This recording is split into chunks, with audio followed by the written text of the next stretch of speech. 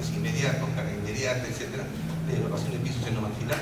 Y a la vez también el tercer elemento para tener en cuenta y considerarlo como una especialidad es que tenga palabras o conceptos propios, como le son algunos, como su integración, por mencionar solamente uno. Es decir, que la implantología como tal ya es en muchos países considerada como es una especialidad. Y lo más importante de esta área, de esta especialidad, no reside en la parte quirúrgica, que de por sí es importante, sino que lo más importante es el planeamiento protésico, el final, lo que vamos a tratar de obtener como producto final. Entonces ya de acá a algunos tiempos, de acá a algunos años, ya no se verán profesores de cirugía enseñando implantes, profesores de periodoncia peleándose por los implantes, profesores de prótesis reclamando para sí la rehabilitación de los pacientes sobre implantes, sino que existirá una profesión, un conjunto de profesionales especializados en esta área que se encargue completamente del manejo integral de estos pacientes. Los pacientes de dentro completos, saben ustedes, la implantología en realidad fue inventada para los implantes fueron inventados para rehabilitar pacientes de dentro completos.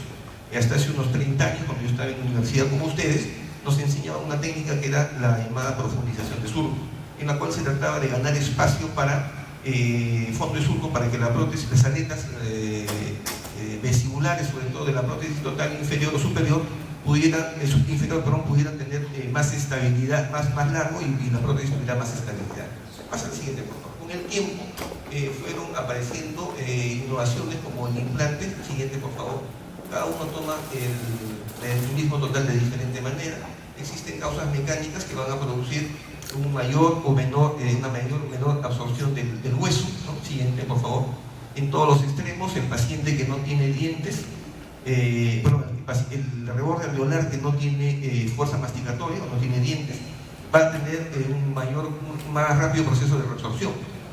Y por el contrario, unos rebordes maxilares que reciban excesiva fuerza, como el caso de la parafunción, también esto va a producir un mayor incremento de la reabsorción a largo plazo. Y existen también, siguiente por favor, factores sistémicos o hormonales. Pasa la siguiente. Entonces, en estos tiempos, aprovechando la presencia de la doctora Marinés Caso, recordar que en la odontología lo más importante no es preservar los dientes, lo más importante es preservar el hueso subyacente. Si estos dientes ameritan o justifican o permiten que el hueso se mantenga, habrá que mantenerlos en boca. Este es el criterio actual. Es decir, ya no se trata de mantener los dientes como enfermedad periodontal avanzada, hacerle curetajes, cosas. Al final el paciente pierde los dientes y perdió el hueso. Entonces lo más importante es preservar los dientes, lógicamente, no estoy diciendo lo contrario, en la medida en que estos permitan preservar el hueso, es decir, el reborde residual. Ahora, la reabsorción del hueso, que está mal dicho la reabsorción, en inglés es resorbable, ¿no? En castellano, en español es absorbible, ¿no? Es decir, el hueso se absorbe, no se reabsorbe. La absorción o la atrofia de la maxila en general es diferente en su patrón al de la mandíbula. Mientras que la mandíbula durante toda la vida preserva los músculos depresores de la mandíbula, es decir, los suprayoreos, que permiten que el arco mandibular se mantenga en mayor o menor medida. De tal manera que la absorción del hueso mandibular o de la mandíbula es principalmente en sentido vertical, a diferencia del hueso de la maxila, en donde no existen músculos masticatorios que se inserten y por lo tanto la atrofia es en sentido tridimensional, es decir, en sentido transversal, en sentido vertical y también en sentido antero-posterior.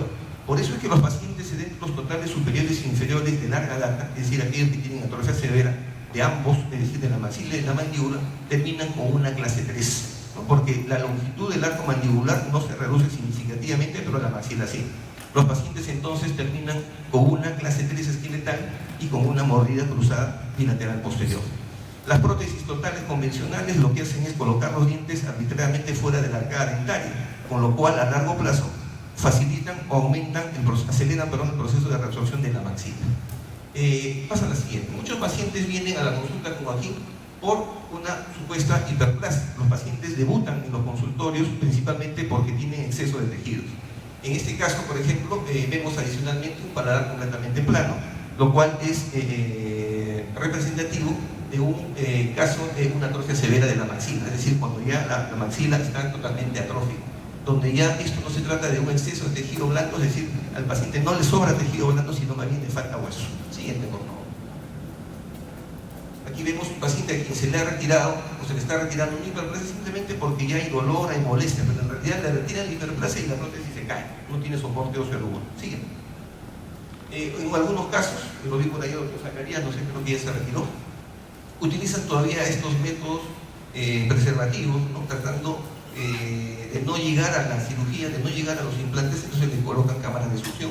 Lo que hace finalmente es producir hiperplasia de los tejidos y mayor daño a los tejidos del paciente.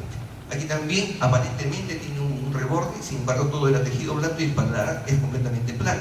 Y la espina nasal anterior también se palpaba de manera muy fácil, lo que significa que este paciente literalmente no tiene hueso alveolar. Sí. No se olviden, chicos, como estamos con alumnos, el hueso del maxilar, o los maxilares desde el punto de vista funcional tienen dos partes. El hueso alveolar que está soportado en los dientes y el hueso basal que es independiente de la presencia o no de piezas dentales. Esta es una maxila atrófica, fíjense que en sentido transversal se ha producido una reducción significativa del ancho.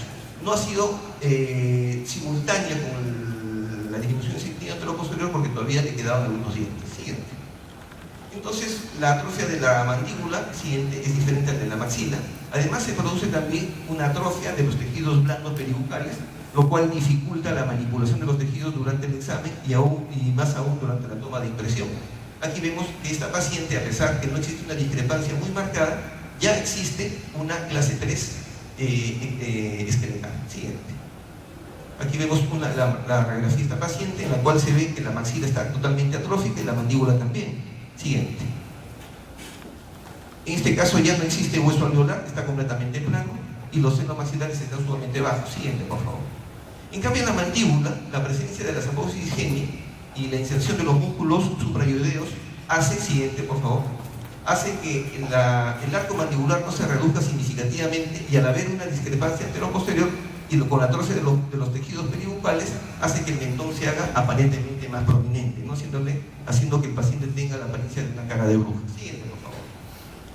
Seguimos, siguiente. Sí, avanzamos. Acá. Estas son fotografías de un trabajo de investigación que hice en el Museo de Antropología, donde encontré una atrofia severa de la mandíbula, donde los agujeros mentonianos estaban encima del reborde alveolar. Entonces yo le tomé la fotografía porque pensaba que esa era una pieza de museo, hasta que llegó este paciente al consultorio, donde vemos una mandíbula totalmente atrófica. Le pedí al radiólogo, en este caso el doctor Rubén Carreteros, que me hiciera un estudio del trayecto del conducto dental inferior, y aquí muestra el conducto dental inferior encima del reborde alveolar. Es decir, es una atrofia tan severa, ¿no?, que lo que yo pensé que era una pieza de museo es una realidad siguiente en nuestros pacientes. Aquí vemos la mandíbula del paciente, se ve la prominencia de la apófisis geni. Ustedes más jóvenes traten de ubicarse la apófisis geni en su boca y van a tener que introducir su dedo muy abajo en el piso de la boca.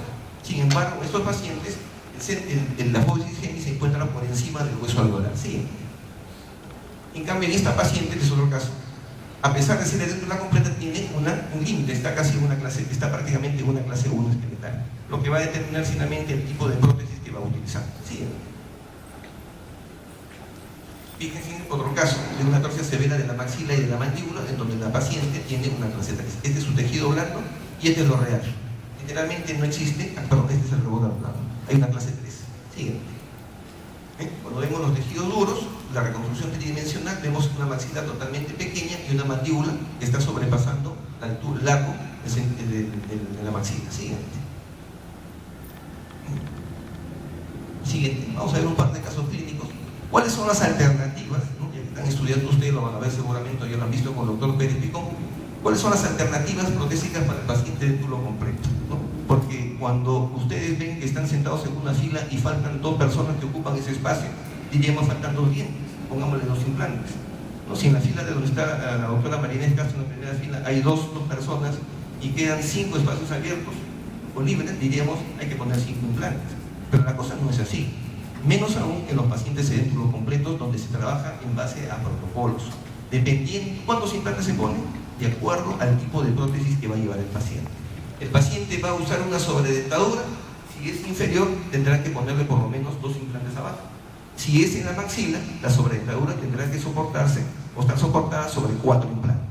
Si van a colocar una prótesis híbrida, que es una híbrida, es una prótesis total, que tiene una estructura metálica que se llama mesoestructura, está dentro del acrílico o el cerámico, de tal manera que la paciente o el paciente lleva una prótesis total con una estructura metálica, pero que está atornillada sobre los implantes. En pocas palabras, es una prótesis total sin paladar y es una prótesis fija, ¿no? Por eso, como combina las características de una prótesis total convencional y una prótesis fija, se le llama prótesis híbrida.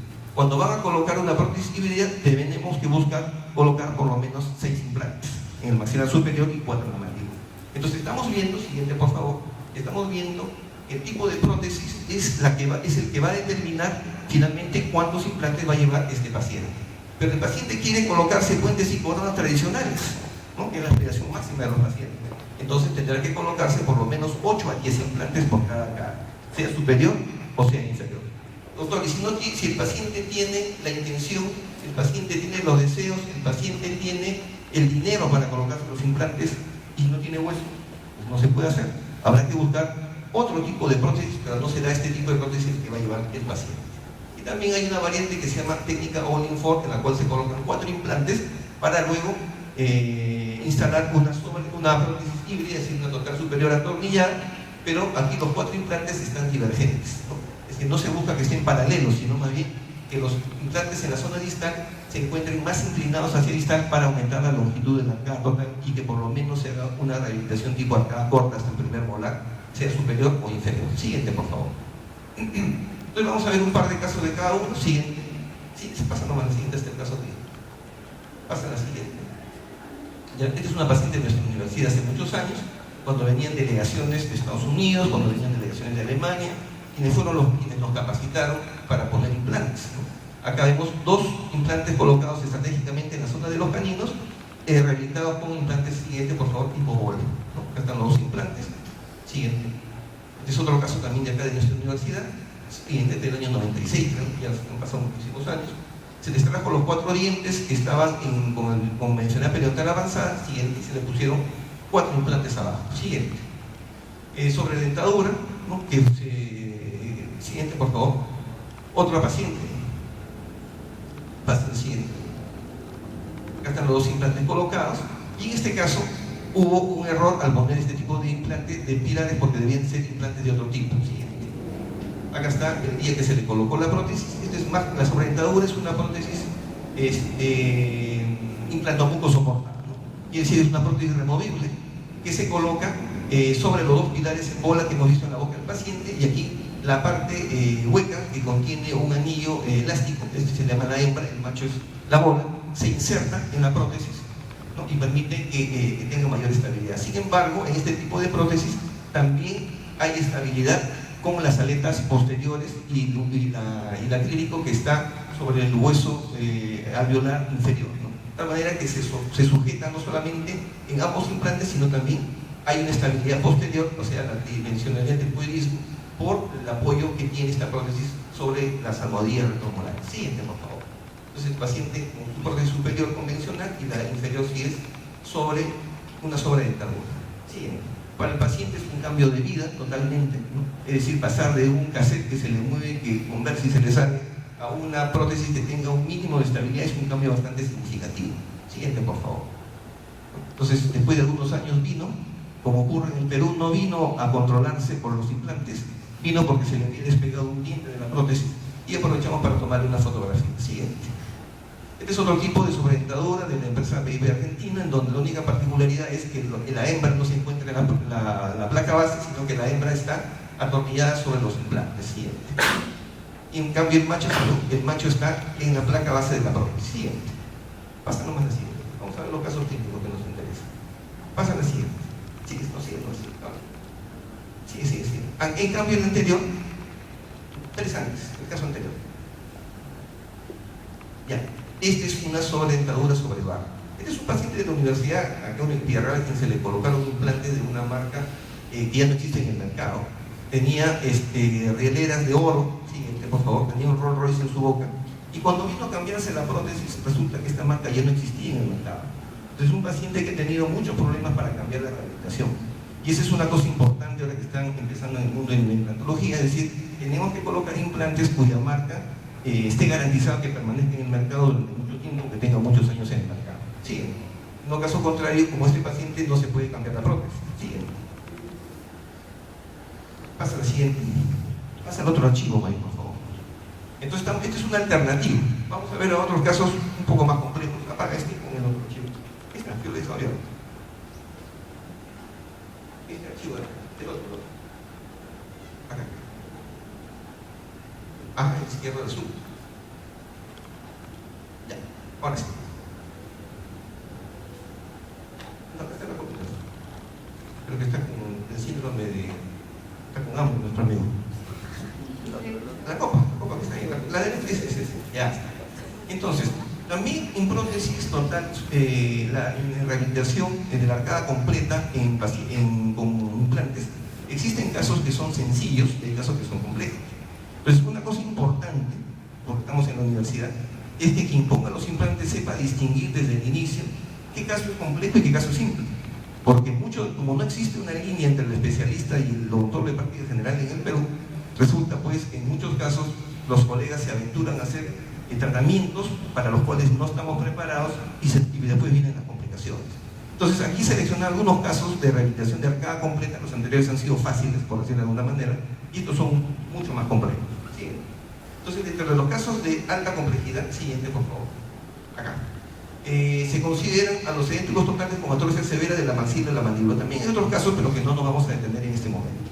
Siguiente. Entonces, ¿por qué los pacientes con atrofia severa de la maxila o la mandíbula son casos complejos?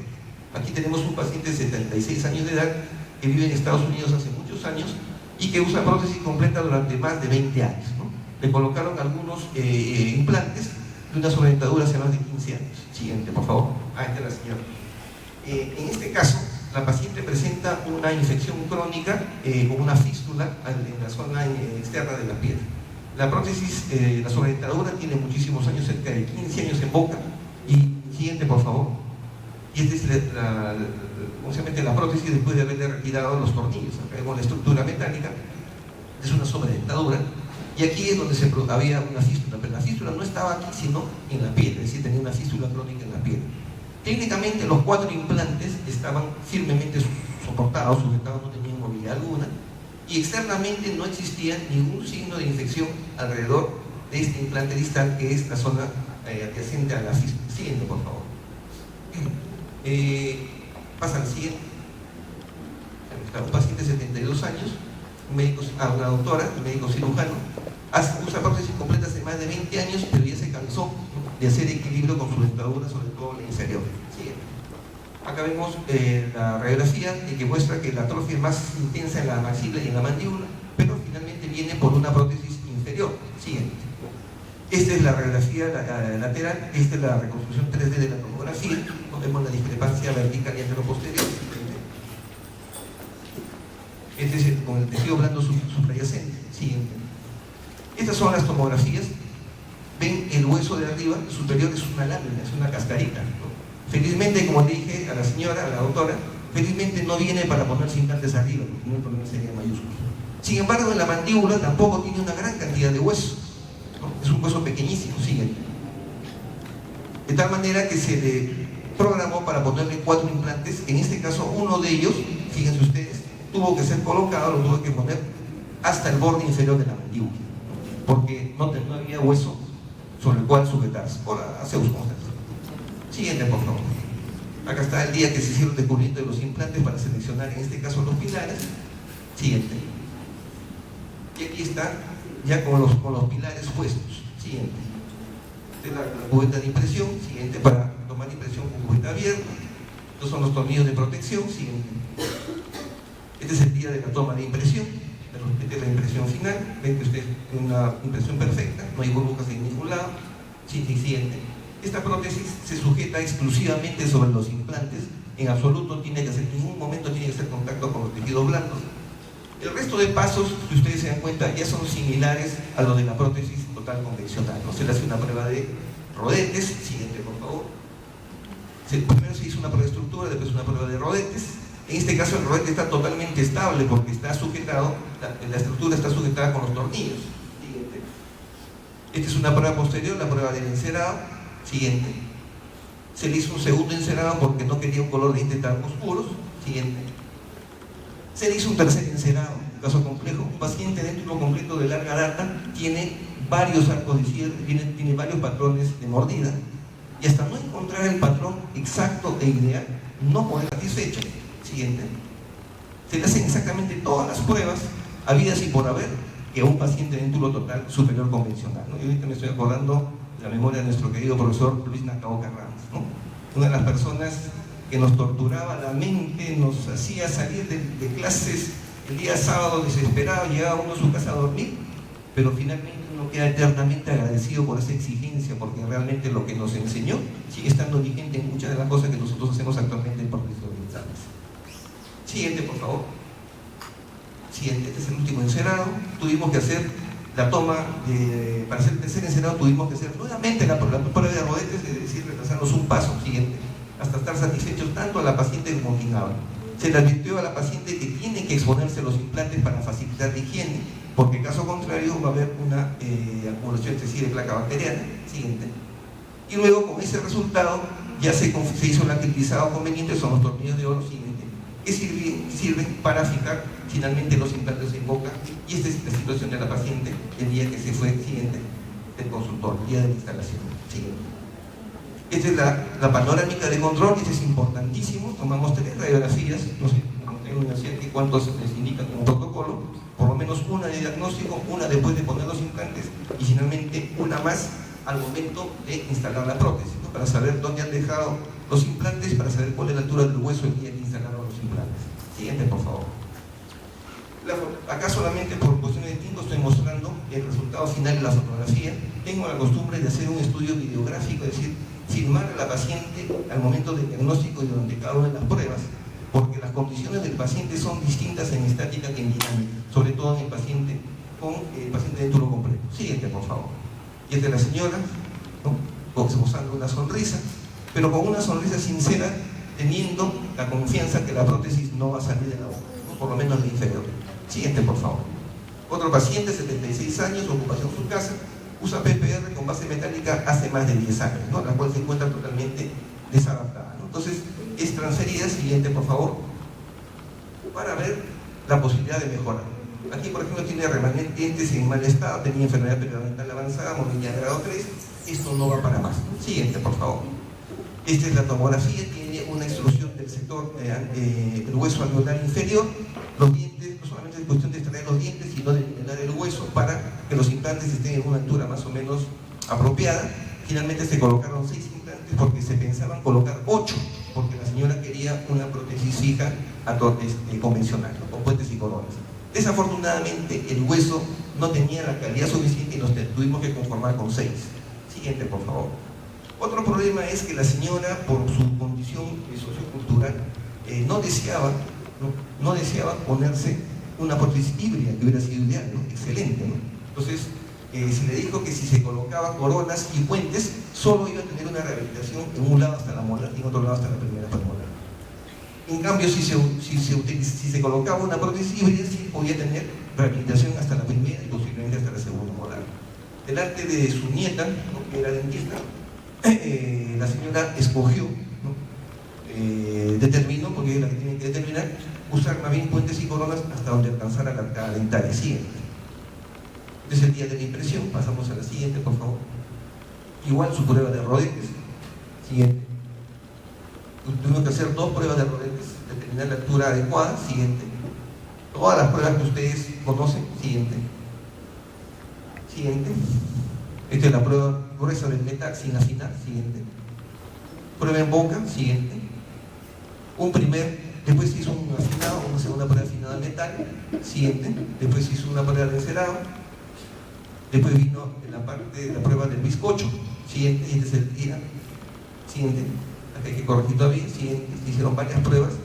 Y finalmente llegó el día de. Siguiente. Las coronas terminadas, cementadas. Y aquí la señora dijo: doctor, y voy a seguir comiendo como el conejito. Tengo que comer solamente croquetas porque no tengo muelas. Pero eso se le advirtió desde el principio.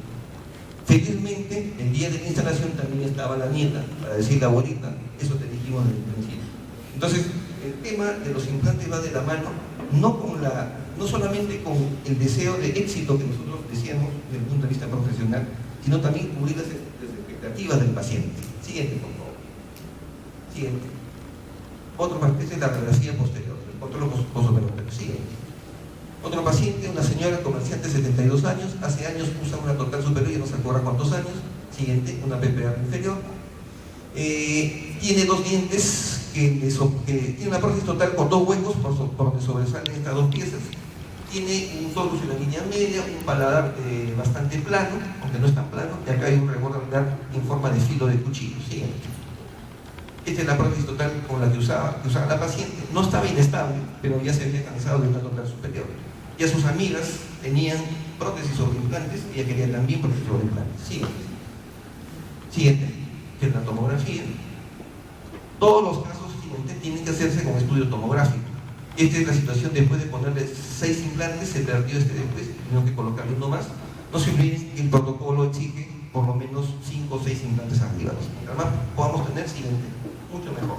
Y los dientes de atrás solo los mantuve durante un tiempo porque había que esperar la integración y la paciente podía seguir utilizando su prótesis, pero en este caso con un acondicionador de tejido de marca Bucopre. Siguiente.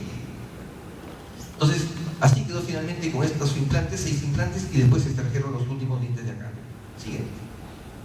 Esta es una prueba una impresión inicial solamente para seleccionar los pilares. Siguiente. Esta es la situación después de ponerle los pilares. Siguiente. Aún así había bastante divergencia, está con su tapa de protección. Siguiente. Esta es la cubeta individual. Siguiente. Pasa a la siguiente probando la cubeta, tomando la impresión. Estaba mal la impresión, se tuvo que repetir. Siguiente. Pasamos a la siguiente etapa. Siguiente.